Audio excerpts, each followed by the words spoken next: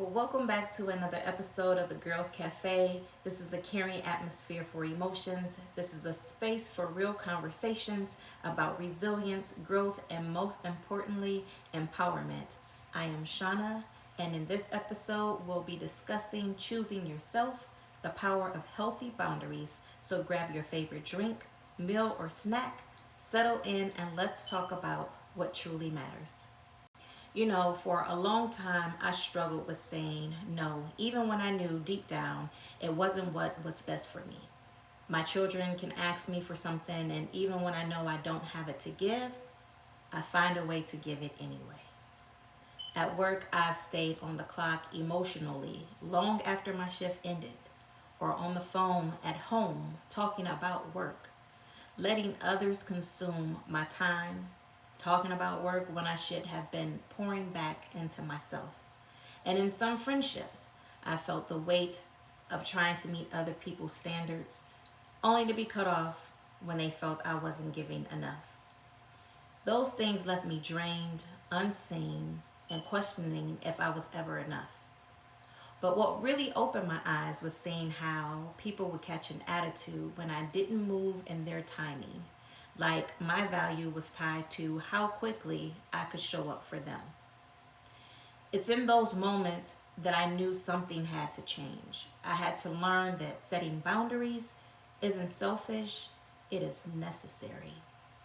So if you're listening and struggling to protect your peace, I want you to know your time and energy are valuable and you have the right to protect them. One of the hardest things about setting boundaries is realizing when you actually need them. Sometimes we don't even know we're being drained until guess what? We're empty. There are signs that your boundaries are too loose, like you feel drained after conversations or interactions. You say yes out of guilt or fear of disappointing others. You replay conversations in your mind, wishing you had spoke up. You feel like you're always the one showing up, but no one shows up for you. Or you feel resentment, even towards people that you love. I remember having a friend over 20 years tell me that they felt our friendship was one sided. It really caught me by surprise because even though we didn't speak often, when we did talk, we would always pick up like no time had passed. I never measured our friendship by how often we talked. I never do to any of my friends. And when I tell you I have friends over 20 years and we don't talk every day, but when we do, we just get on the phone and we pick up where we left off at, reminiscing and things of that nature. And I look at them all as my sister. And that's how I love them. I love them like they're my sisters. And I remember apologizing and telling her that that wasn't my intention and how I valued our friendship. It's like one of my long lasting friendships, and I valued it. I thought we had moved forward, but a few weeks afterwards, I received another message from her bringing up something else she felt like I had done wrong. And then that's when I realized no matter how much I apologized or tried to explain, it wasn't going to be enough. That situation taught me that sometimes people will demand more from you that you aren't able to give. Not because you're not enough, but because their expectations, they don't align with your capacity.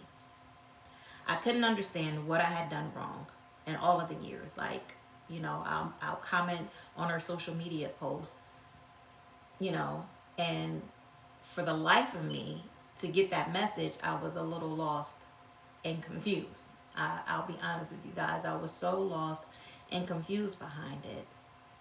But anyway, like after I told her again, like I've already apologized. I'm not really for sure where this is coming from.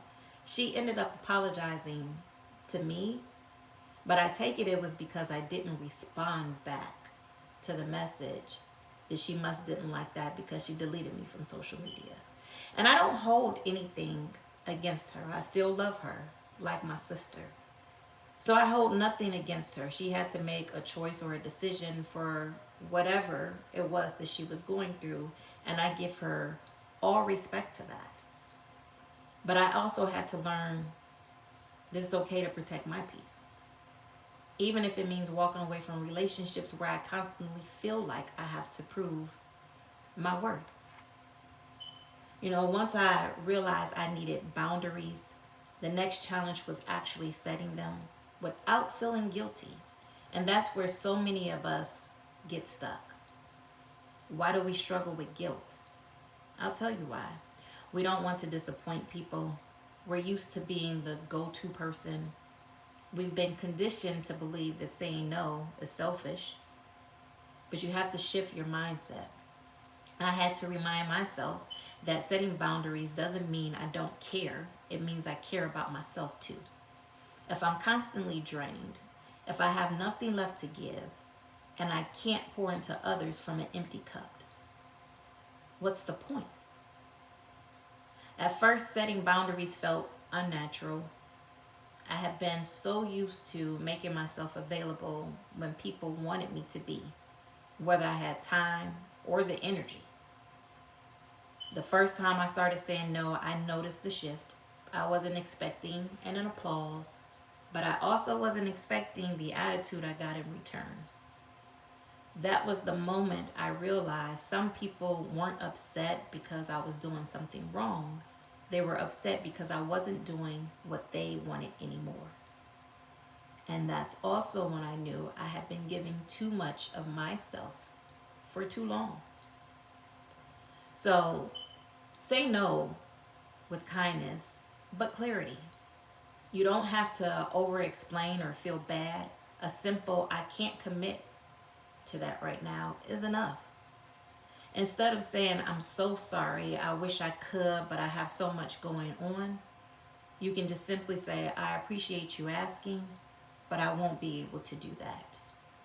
If people are used to always saying yes, they will push back when you start saying no. That's okay. Be clear about what you can and can't do. At work, I can't stay late today, but I can help you tomorrow during my shift. With your friends, I love catching up with you, but I need to be present with my family tonight. Let's plan a time later this week. One of the biggest mistakes I made when setting boundaries was feeling like I had to justify every no. But the truth is, you don't owe anyone a long explanation. Instead of, I can't come because I have X, Y, and Z going on and I feel bad, but simply say, I won't be able to make it this time, but I'd love to plan something soon. Just stand firm, even when others push back. Some people will test your boundaries. They're going to test your boundaries, especially if they benefited from you having none before. That doesn't mean you're wrong. It means your boundaries are working. If someone says you've changed, you can respond with, I'm learning to take better care of myself because self care is the best care. Setting boundaries is a process and it takes time. But the more you do it, the more peace you'll feel. And the more you respect your own limits, the more others will too. It's not your job to meet everyone else's expectations at the cost of your own well being. Here's an affirmation for you. My needs matter. My time matters. I don't have to explain or apologize for protecting my peace. I really want you to take a moment and think about one boundary you need to set this week. Maybe it's saying no to something that drains you. Maybe it's protecting your personal time. Whatever it is, write it down, commit to it, and remind yourself that you deserve to protect your energy.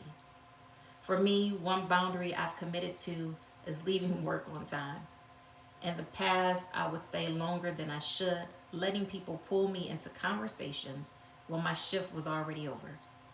But I've realized my time is valuable and work will always be there tomorrow.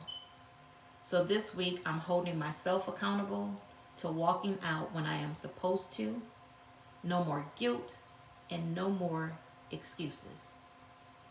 I want to hear from you. What's one boundary you're setting for yourself this week? Leave a comment or tag me in a post. I love to support you on this journey. I know setting boundaries isn't easy. It's uncomfortable, especially if you're used to putting everyone else first. But I want you to remember this: growth is always uncomfortable at first. That doesn't mean you're doing something wrong, it means you're doing something that's necessary. You are allowed to take up space, you are allowed to protect your peace, and you are allowed to say no without guilt. But hey, what happens when you set a boundary and people don't like it? Let's talk about how to deal with that. The hardest part about setting boundaries isn't just saying no, it's dealing with the reactions that come afterwards. Not everyone will respect or understand your boundaries, especially if they were used to you not having any. You might even get some guilt tripping. You've changed. I guess I'm not important to you anymore. Silent treatment or distance. People trying to test your limits. I know you said no, but can you just this one time? My favorite is anger or attitude, because Lord knows them babies of mine will give me some attitude when I can't do something when they want me to. However, stand firm without feeling the need to defend yourself. People don't have to agree with your boundary for it to be valid. Here's an example.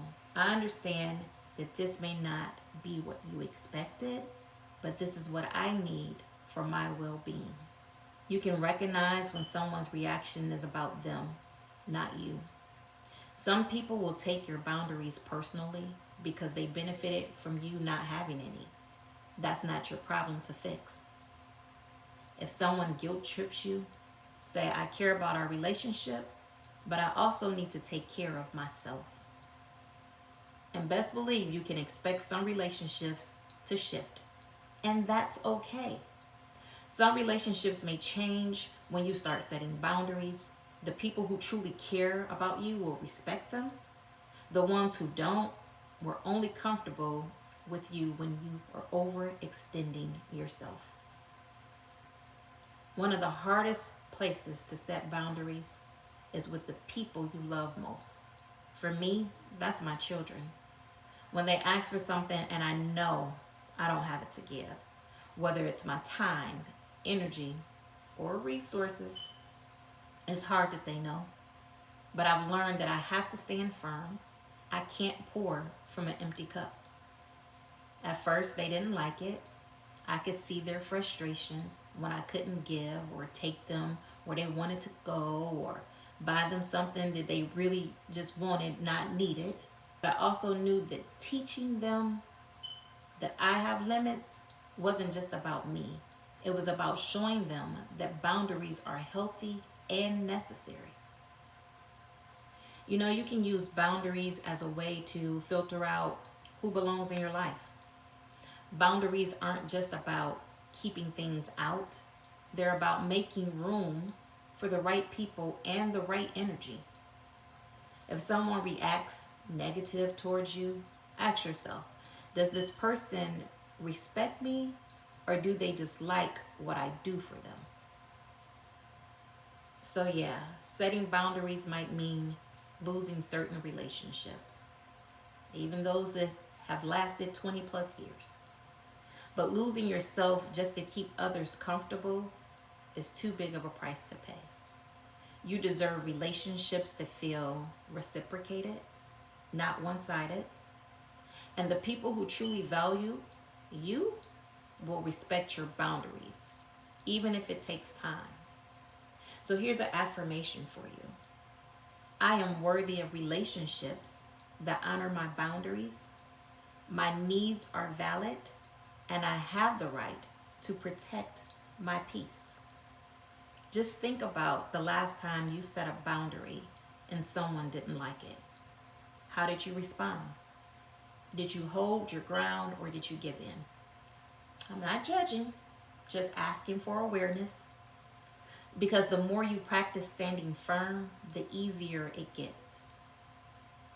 So we've talked about why boundaries are important. how to set them, and how to deal with pushback. But let me give you some words of encouragement. Because at the end of the day, setting boundaries isn't about pushing people away. It's about making sure you're not losing yourself in the process of trying to please everyone else. I've learned that in family, relationships, and work, giving more than you have to give only benefits others, not you. And that kind of imbalance can leave you feeling empty, exhausted, and resentful. You are not here to be everything for everyone. You deserve to protect your time, your energy, and your peace. So here's a final affirmation for you. I give myself permission to set boundaries without guilt. My well being matters.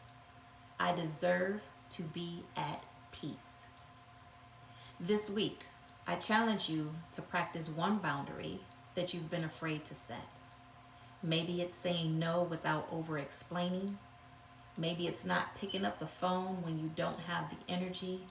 Whatever it is, remind yourself you are allowed to choose yourself.